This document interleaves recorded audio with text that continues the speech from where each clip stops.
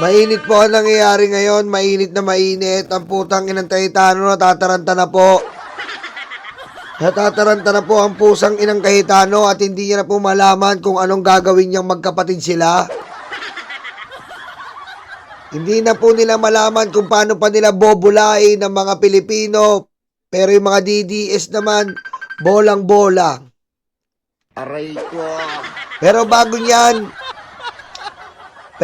niyan, gusto ko muna pong i-ano sa inyo na ang ating kaibigan na lagi nating dinereact dito na si Alpotera. Ayan na naman po tayo, yung mga hindi po nakasubaybay sa Alpotera and Digong Love Story. Aray ko. Okay? Sa mga hindi po nakasubaybay sa Alpotera and Digong Love Story, ayan na naman po tayo. At mga bagong nakatuon dito sa ating channel na Nyolo, wala po yung Nyolo Random News natin ha. Na-report na naman tayo, motherfucking. Aray ko. Na-report na naman po tayo ng YouTube. Oh. Sa YouTube, 3 months suspension na naman tayo. Aray ko. Saklap, men. Saklap. Hindi marunong pumatas talaga ng mga DDS na to. Iyakin eh. Aray ko. Aray ko. Dito muna tayo magla-live ha. Dito yung open nyo po yung notification nyo. Dito tayo magla-live araw-araw, everyday. At ang Nyolo po, random news ay magpapahinga muna. Relax muna. Aray ko. Kaya dito na lang po kayo mag-abang sa mga live natin, sa mga uploads. Ayan, dito po tayo ngayon. Ayan talaga. Nakakainis. Okay, ito po si Alpotera, yung Jassy na tinatawag nila, ang naglilinis po ng betlog ni Digong. Ang naglilinis po ng tae ni Digong na habang nakadiaper siya. Aray ko. Yan. Yan po si Alpotera at siya rin po ang pasimuno. Siya rin po ang pasimuno sa Tay Ina Mo Naman. Yung mga pirma-pirma po, yung mga pirma-pirma po na Tay Ina Mo Naman, Tay Kami Naman, siya po yon. Siya po. At siya rin po ang pinagseselosan ni Hanilet at ni Chong Kitty. Okay? Siya po yung pinagseselosan ni Hanilet at ni Chong Kitty dahil nakuhanan niya po si Digong ng hubot-hubad. Labas lahat. Aray ko. Okay? Nakawanan niya po si Digong ng ubutubad at nalaman nga po ni Hanilet yon at nalaman ni Maharlika. Ayan po, pinagmumura sila. Okay? Pinagmumura sila. At yan nga po si Alpotera. Matindi po to si Alpotera. Sobrang matindi to. At siya rin po ang may vlogger. Yan, pinakita ko na yan. Hawak niyo po ang vlogger ng mga pangit na sila Zoraida, sila Baho Kipichu, Aray ko. Baho Kipichu. Andito yun eh. Di ba may picture ako pinapakita nun? Nawawala talaga. Incomplete ako ngayon ha. Andali lang ha. Yan po si Alpotera, ang may hawak ni Baho Kipichu. Baho Kipichu! Malibag! Di mo sinasabong, kinalikot mo pa. Upuda ba't ganon? Malibag. Aray ko. Okay? Ayan po ha. In-explain ko na yan. Kung lagi po kayo nanonood, alam nyo po ang cycle ng DDS Bayaran Vlogger. Meron pong Kibuloy Vlogger. Meron pong Alpotera Vlogger. At meron pong tawag dito, ano ba yan? supporting character ng mga vlogger. Okay? Ha?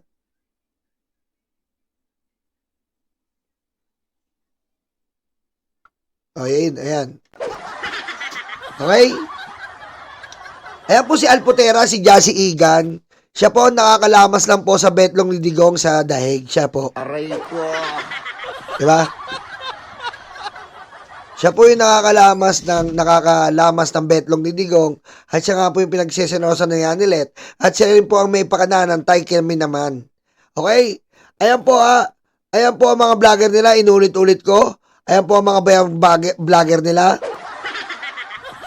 Yan. Ito.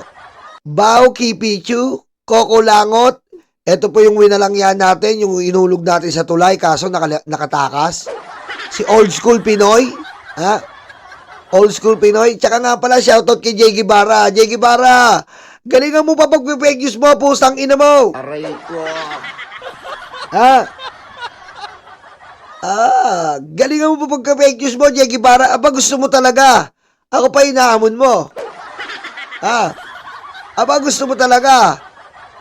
Hindi ka na natahimik at hindi ka dinampot ng pulis. Aba, gusto mo talaga patulang kita. Aray ko. Ha? Mabilis ako, Jay Guevara. Aray ko. Ano gusto mo? Papatulan talaga kita. May pinagkakalat po si Jay Guevara. Tinadyakan daw ako. Putik naman, men. Hindi na ako magtataka kasi bobo yung mga DDS. Kung tinadyakan ako, men, di gumulong-gulong na ako, men. Ang bigat-bigat nung speaker, eh. Diba?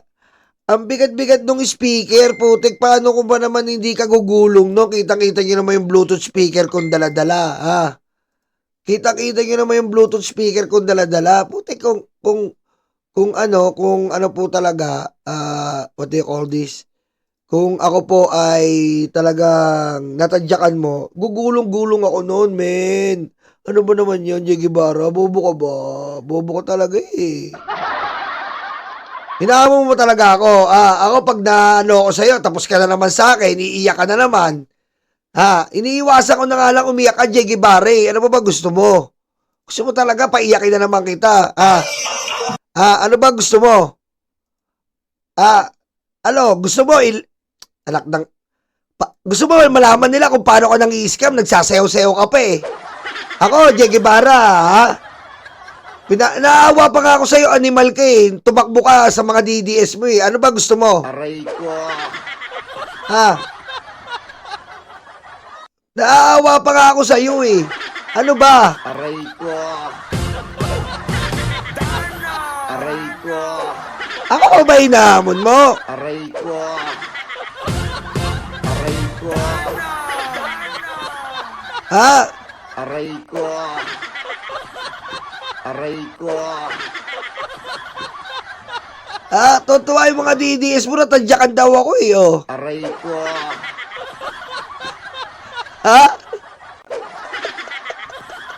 Aray ko.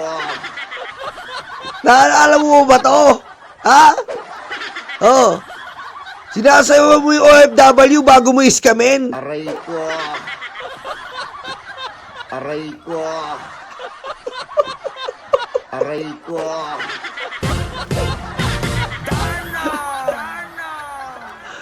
Kita mo, Umu-8-8 ka pa, yung kilikili mo, tingnan mo, black hole. Aray ko.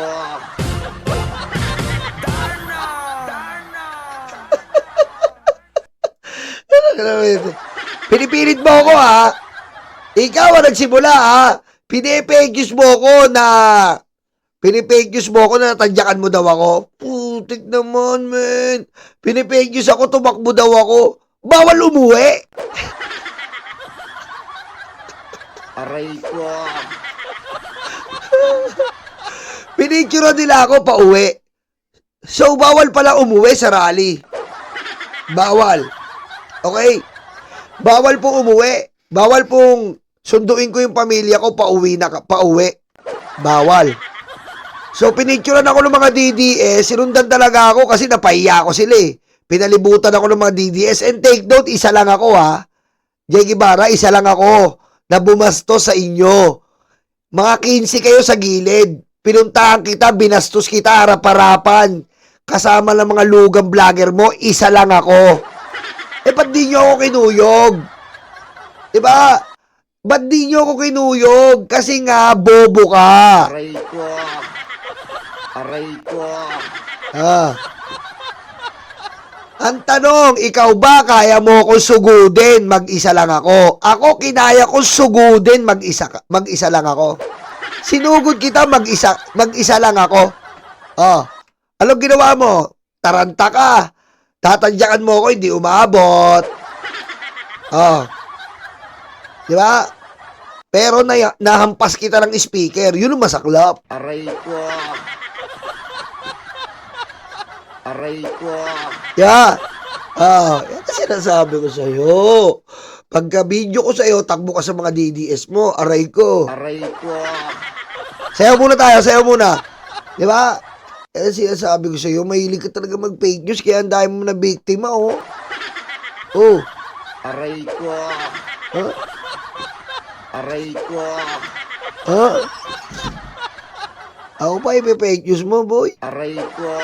Ilalabas ko na ba yung... umu-8-8 pampus. Aray ko. Okay, eto po yung kasama sa Baratae ngayon na mangmang, walang alam. Nako, ikaw nagsimula yan, ha? Ikaw nagsimula yan. Sige, papatulang kita. Antayin mo. Ako pa dapat mo, Nabita. Aray ko. Ayan.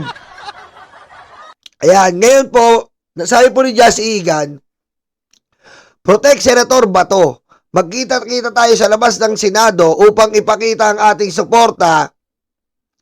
Sama-sama nating iparinig ang ating paninindigan. Mas marami tayo, mas malakas ang ating boses. Aray ko. Yan. Ayan po ang post ni Alpotera. At ang mga nasa labas po ng mga Senado ay wag na po kayong magtaka. Kaya po nandyan sila, daily routine, bayad na bayad ni Alpotera. Aray ko. Diba? Bayad na bayad po yan. Bakit kamo? Nakatatandaan nyo po yung impeachment po nasa Supreme Court. Meron din po nagrarally doon everyday. Paano po nabubuhay yon? Binabayaran ni Alpotera, LRY at GYD. Aray ko. Yan po. Ngayon, ayan po mga nagrarally sa labas. Otomatiko, yan ng gugulo. Yan ng gugulo po sa labas ng Senado ay mga bayaran ni Alpotera po. Okay?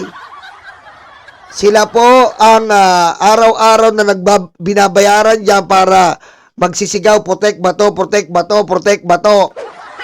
Ganyan din po yung sa Supreme Court. Okay? Ganyan din po yung sa Supreme Court. Hindi po katulad ng rally namin yan. Kita nyo po, legit na legit.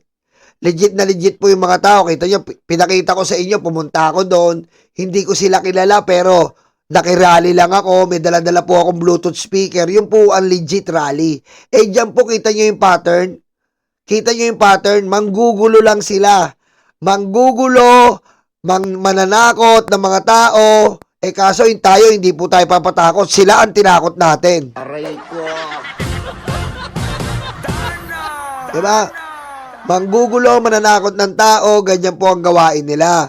Yan po ay basbasado ni Alpotera at LRY. Sila po yung nag-organize ng sound system. Sila po yung nag-organize ng mga stage. Katulad din po sa Korte Suprema. Katulad din po sa Mausog Rally. Katulad din po sa Liwasang Bonifacio. Kita nyo po. Ganyan po sila nagra-rally, funded po ni Alpotera. Okay? At ano po ba nangyari sa Tay Kami Naman? Wala po nangyari sa Tay Kami Naman. Ilan lang po yung napasa nila? 300,000 signature. Aray ko. 300,000 signature lang po. Samantalang sa atin po, ano po ba yung sa atin? Tignan nyo po kung ilang signature na po. 8 million po ito. 8 million. Impeach Sara Duterte, accountability, due process. 8 billion na po, 8 million. Oh. Yan po ang ating signature. Hindi po nantay kami naman. Kung talagang mahal na pa si Digong ng taong bayan, hindi nga umabot ng 500,000. Aray ko. Oh. Kita nyo po ito, 8 million po ito. Gustong gusto na po ma-impeach si Sara Duterte, mother father. Diba? Oh. Paano yan? Tapos nangyayari pa ngayon sa mga senador na kupal na nagkakampi-kampihan po ang mga animal. Oh. Akala po nila malilin lang nila tayo. Akala nila hindi natin, tayo po ang unang nakadiscover niyan na stage. Diba? Sinabi ko sa inyo, tayo unang nakadiscover niyan na ito ay drama. Aray ko. Oh. Diba? Na-discover natin na drama yung pamamaril. At mamaya i-explain pa natin. Oh, kita nyo? Asa na? Asan? Antay kami naman na gusto magpalaya kay Digong. Wala na. Kinalimutan na dahil mas mahalaga sa mga DDS si Bato. Diba? Mga DDS, mamulat kayo. Pinapakita ng mga senador na mas mahalaga si Bato. Pinapakita. Diba? Sandali lang ha, sandali lang.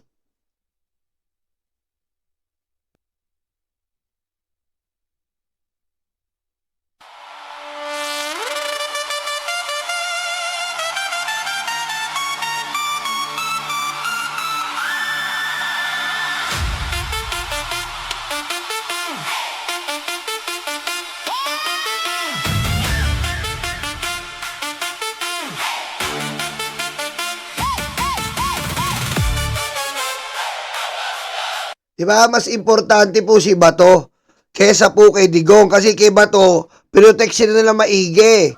Kay Bato, ginawa nila lahat. Diba?